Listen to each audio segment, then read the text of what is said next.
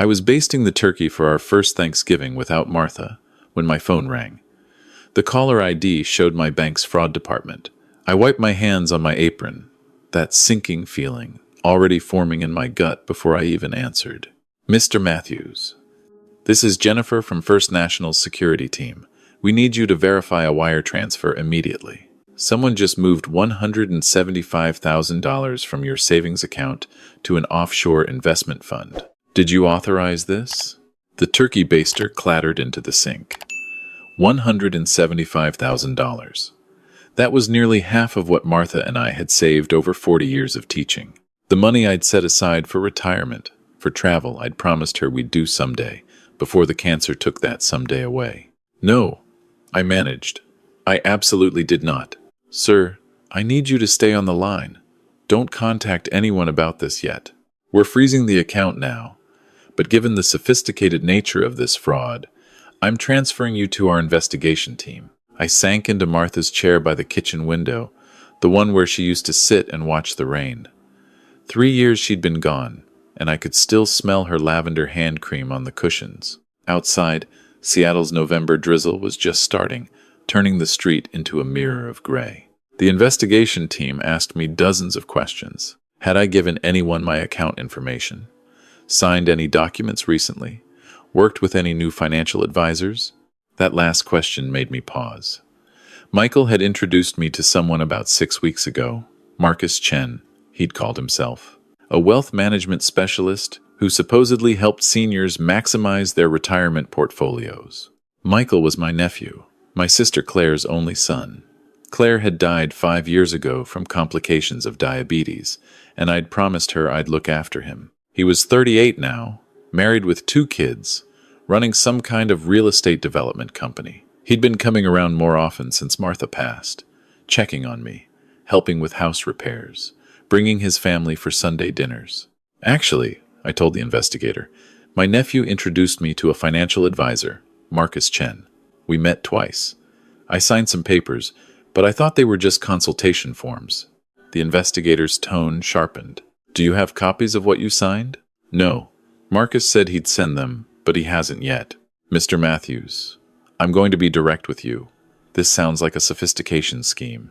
We see this with elderly victims who trust family members. I'm connecting you with Detective Sarah Kim from the Seattle PD's Financial Crimes Unit. Don't discuss this with anyone, especially not your nephew, until you speak with her. Do you understand? The word victim stung worse than the missing money. I'd been a high school principal for 30 years. I'd dealt with budget fraud, embezzlement, every kind of teenage scheme. How had I become someone's victim? Detective Kim called me within the hour.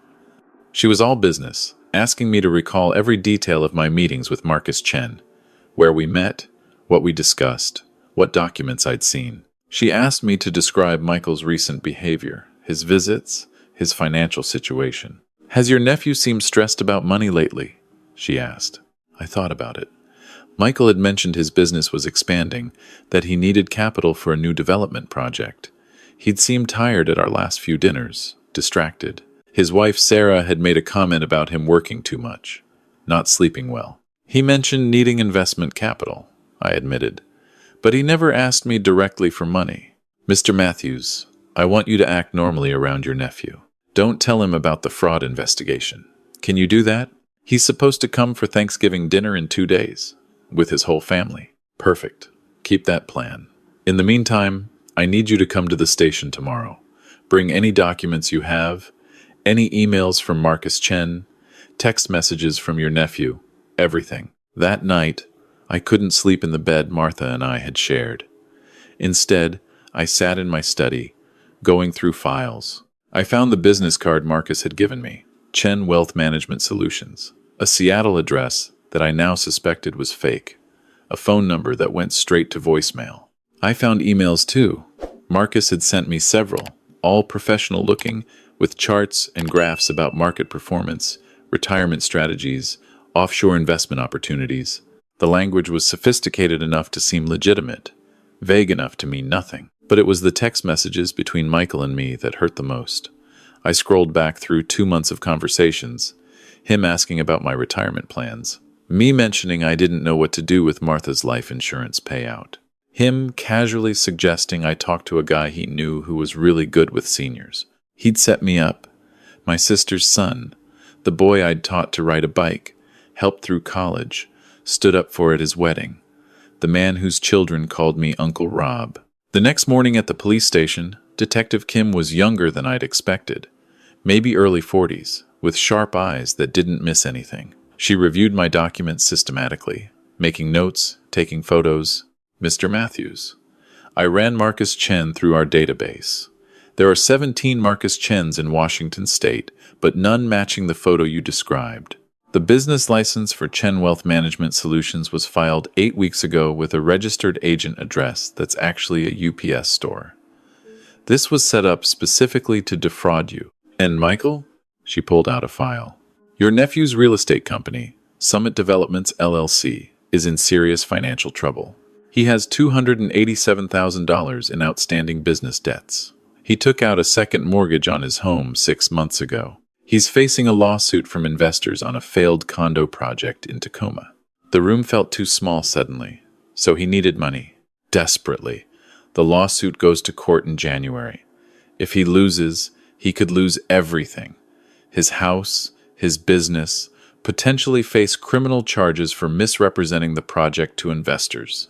How does stealing from me solve that? It doesn't, not permanently. But $175,000 would buy him time, settle some debts, hire better lawyers, maybe stall the lawsuit. Mr. Matthews, I need you to understand something.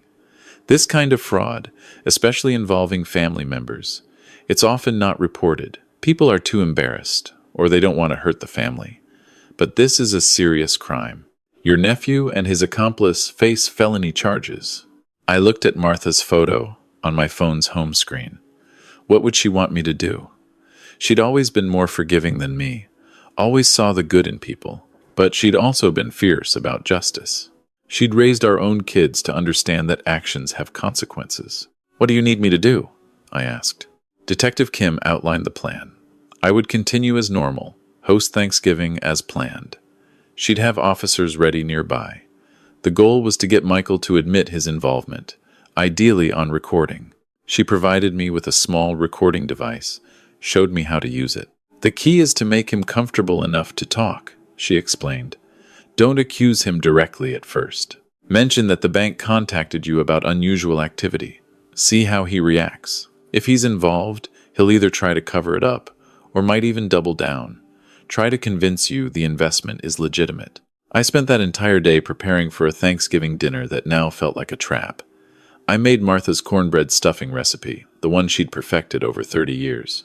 I prepared the green bean casserole her mother had taught her. I set the table with the china we'd gotten as wedding gifts, plates that had seen 43 Thanksgivings before this one, but my hands shook as I worked. This wasn't just about money. This was about trust, about family, about everything Martha and I had believed in. We'd raised our kids to value honesty above all else. We'd built our lives on the principle that family took care of each other, not preyed on each other. That night, I called my daughter Jessica in Portland. She and her family couldn't make it this year because her husband was working, but we video chatted every few days. I almost told her everything, but Detective Kim's words stopped me. Don't tell anyone. The fewer people who know, the better. Dad, you seem stressed, Jessica said, her face concerned on the screen. Is this about tomorrow? Is it too much, hosting without Mom? Maybe a little, I admitted. It wasn't really a lie. You don't have to do this every year, you know. Michael would understand if you wanted to skip it. If only it were that simple. Thanksgiving morning arrived cold and clear, unusual for Seattle. I woke early, started the turkey, went through the motions of a tradition that now felt hollow. The recording device was in my shirt pocket, a small weight that reminded me of what I had to do. Michael arrived at 2, right on time. He had Sarah and their 2 kids, Emily and Jacob, 9 and 7. The kids ran to hug me, showing me their school projects, talking over each other the way kids do. Emily had made a thankful tree at school, construction paper leaves listing things she was grateful for. One said, Uncle Rob, in her careful 3rd grade handwriting. I thought I might be sick. Uncle Rob, you okay? Michael asked. He'd always been good-looking, the kind of charisma that made people trust him. You look pale, just tired. Turkey's been going since 5 a.m. Sarah brought wine and a pumpkin pie from their favorite bakery. We made small talk while the kids played in the living room. Michael asked about my garden, my book club, whether I'd thought about joining the senior center for activities. The perfect attentive nephew. I waited until we were carving the turkey, just Michael and me in the kitchen while Sarah got the kids washed up. The recording device was on. I'd practiced this conversation in my head a dozen times. Michael, I got a strange call from the bank Tuesday. His hand slipped slightly on the carving knife. Just a fraction, but I saw it. Yeah? What about? They said there was unusual activity on my account. A large wire transfer. He recovered quickly, his face showing just the right amount of concern. That's weird. Did someone hack your account? You need to be careful with those phishing emails, Uncle Rob. Seniors are targeted all the time. Seniors. There was that word again. No, it wasn't a hack. It was a legitimate transfer. To some offshore investment fund. Thing is, I don't remember authorizing any offshore investments. I watched him process this. I could almost see the calculations behind his eyes. How much did I know? How much could he still cover? Well, didn't you meet with that investment guy, Marcus? Maybe you forgot. You mentioned you'd been having some memory issues. I'd never mentioned memory issues. That was a lie. A setup, probably something he'd planned to use if this conversation ever happened. My memory's fine, Michael. And the bank said the transfer was for $175,000. That's not something I'd forget. He set down the carving knife, turned to face me fully. His expression shifted, became more serious. Uncle Rob, listen. Marcus is legitimate, okay? I vetted him myself. These offshore funds, they're how wealthy people protect their assets, pay less in taxes. It's all above board. Then why didn't Marcus send me copies of the documents I signed? He will. These things take time. There's probably just been a delay with the bank because it's an international transfer. You know how paranoid banks are about money laundering. He was good. If I hadn't known the truth, I might have believed him. But I'd spent 30 years dealing with teenagers lying about plagiarism, about cheating, about why they were late to class. I knew what deception looked like. Michael, I need you to be honest with me. Is Marcus Chen even a real person? His jaw tightened. What are you accusing me of? I'm not accusing. I'm asking. Because the bank froze my account. They're investigating this as potential fraud.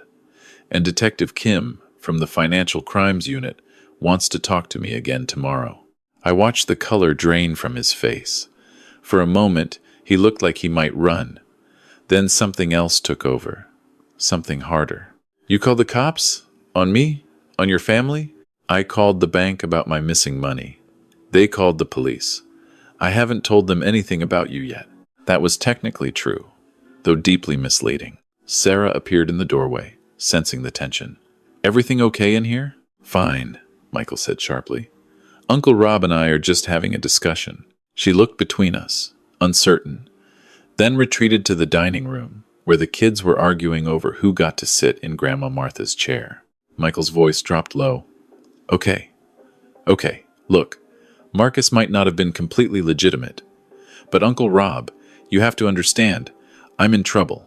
The Tacoma project fell through. Investors are suing. I'm going to lose everything. My house, my business, my kids' college funds. I needed help. So you stole from me? I borrowed. It was a loan, Uncle Rob. I was going to pay you back, with interest. The offshore account thing, that was Marcus's idea. He said it would be easier to move the money that way, but I swear I was going to make it right. By lying to me? By having me sign documents I didn't understand? By making me think I was losing my memory? I never said you were losing your memory. You just implied it 30 seconds ago. Maybe you forgot.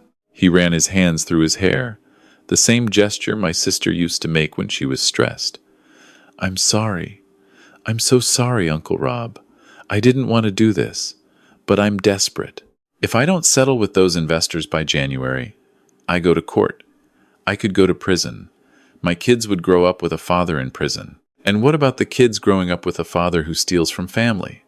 What does that teach them about integrity? The words came out harder than I intended, carrying all the weight of my 40 years in education, all the lessons about character and consequences I'd tried to teach hundreds of students. Sarah was back in the doorway, and this time she'd heard enough. Michael, what is he talking about? What did you do? The whole story came out then, in the kitchen, with the turkey getting cold on the counter and the kids' voices carrying in from the dining room asking when we were going to eat. Michael confessed to everything. Marcus Chen was real, but he was a con artist Michael had met through some business contact. They'd split the money 70-30. Marcus had already left the country with his cut. Michael had used his portion to make minimum debt payments, to buy himself time. You stole from Rob? Sarah's voice was hollow with disbelief. After everything he's done for us? After he helped with our wedding? After he was there when Emily was born? When your mom died? What else was I supposed to do? Let us lose everything? You were supposed to ask for help, not steal it. Their argument dissolved into the kind of raw marital fight I hadn't witnessed in years. I left them to it. Went to the dining room where Emily and Jacob were getting restless. I put on a smile I didn't feel. How about you two help me set out the food? We're going to eat soon. We brought out dishes together, the kids chattering about school and friends, and the Thanksgiving play they'd performed yesterday. Normal kid stuff, completely divorced from the adult disaster unfolding in the kitchen. Detective Kim had told me to get a confession on recording. I had that now. I could call her, have Michael arrested right here, in front of his children on Thanksgiving. The law would take its course. He'd face felony fraud charges, likely serve time. It was what he deserved. But I thought about Emily's thankful tree, about Jacob asking me last week to come to his basketball game, about Sarah, who'd done nothing wrong except marry a man who made terrible choices under pressure. Martha's voice seemed to whisper in my ear, the way it sometimes did in moments like this. Justice matters, Rob, but so does mercy. They're not opposites. They're two parts of the same thing. I'd taught that concept to students for years. Restorative justice, we called it. The idea that consequences should restore what was broken, not just punish what was wrong. When Michael and Sarah finally emerged from the kitchen, both looking shattered, I was sitting at the head of the table, in my usual spot. Martha's chair remained empty. It always would. Sit down, I said. Both of you. They sat. Sarah had been crying. Michael looked like he was preparing for execution. Here's what's going to happen, I started. Tomorrow, you're going to meet with Detective Kim with me. You're going to confess everything, return whatever money you haven't already spent, and provide evidence against Marcus Chen for the police to pursue. Uncle Rob, if I do that, I'll go to prison. Maybe. That depends on a lot of factors, including whether I press charges. But either way, you're going to face what you've done. You're going to accept responsibility. I pulled out 2 documents I'd prepared that morning, after hours of research and consultation with my own attorney. I'd paid for a rush job, but it had been worth it. This is a restitution agreement. You're going to sell your house, downsize to something you can actually afford. You're going to use that money to pay back investors in your failed project. Any shortfall, you're going to work out a payment plan. It might take you 10 years, but you're going to make it right. We'll lose everything, Sarah whispered. No, you'll lose the things you couldn't afford anyway. You'll keep your integrity if you choose to. I slid the second document across. This is a loan agreement. I'm lending you $50,000, interest-free, to help you settle the most pressing debts and avoid immediate legal action. But you're going to pay me back $500 a month with automatic withdrawal. If you miss a single payment, the full amount becomes due immediately. Michael stared at the papers like they might bite him. Why would you do this? After what I did? Because your mother asked me to look after you. And because these kids deserve better than watching their father go to prison or their family fall apart. But mostly because everyone deserves a chance to make things right, even when they don't deserve anything at all. It took weeks to sort everything out. Michael did meet with Detective Kim.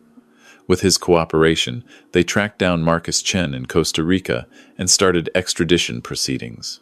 The prosecutor agreed to reduce charges in exchange for Michael's testimony and full restitution.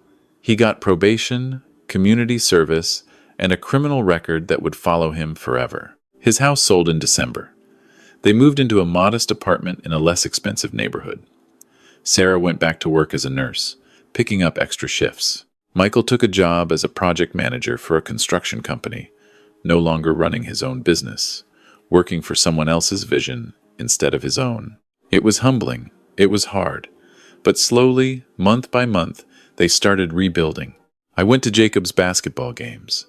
I helped Emily with her science fair project. I invited them for Sunday dinners, not in my home anymore, but at a small restaurant where we could split the bill and things felt less complicated. And I started going to the book club at the community center more regularly. That's where I met Helen. She was 72, a retired librarian who'd moved to Seattle to be near her grandkids. She'd lost her husband about the same time I lost Martha.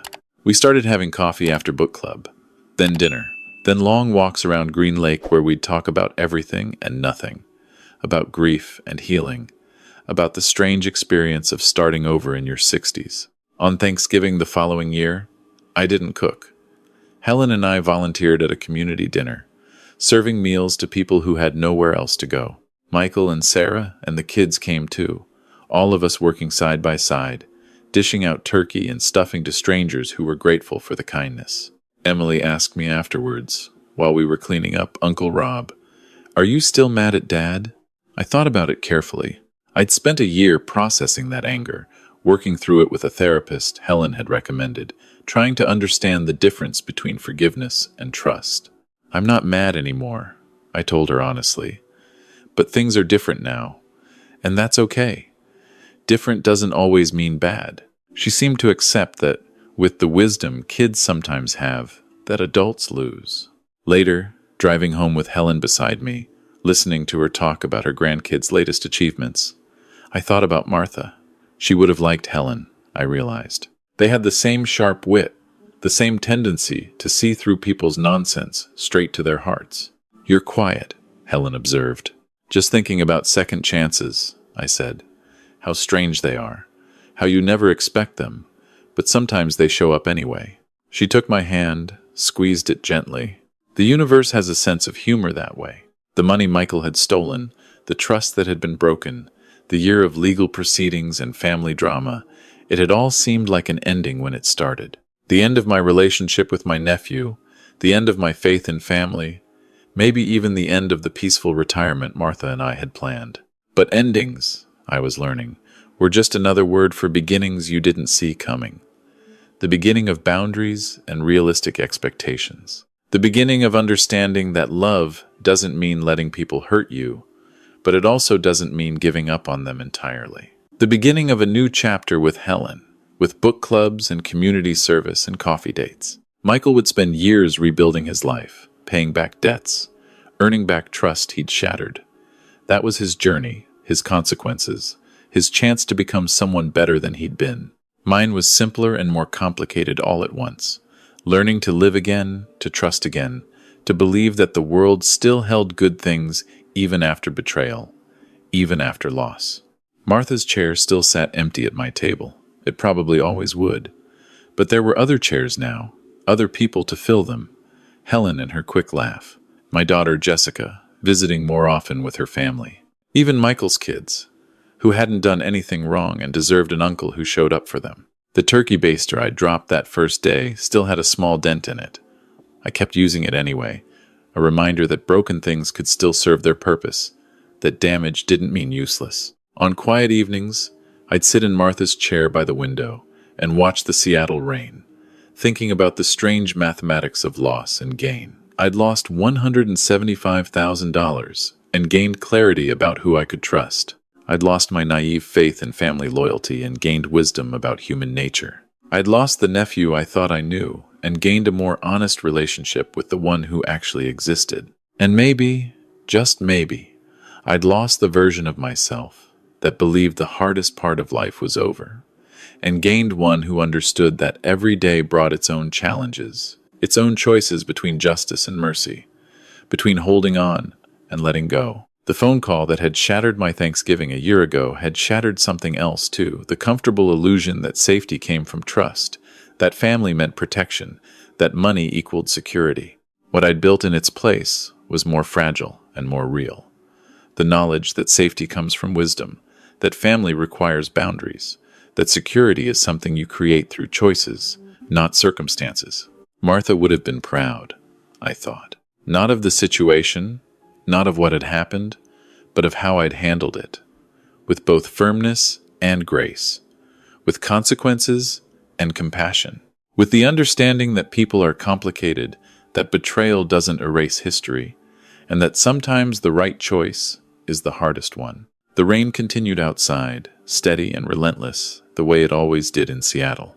But inside, in the warmth of my small house, with Helen's book club selections stacked on the coffee table and Emily's latest school drawing held to my refrigerator with a magnet, I felt something I hadn't expected to feel again.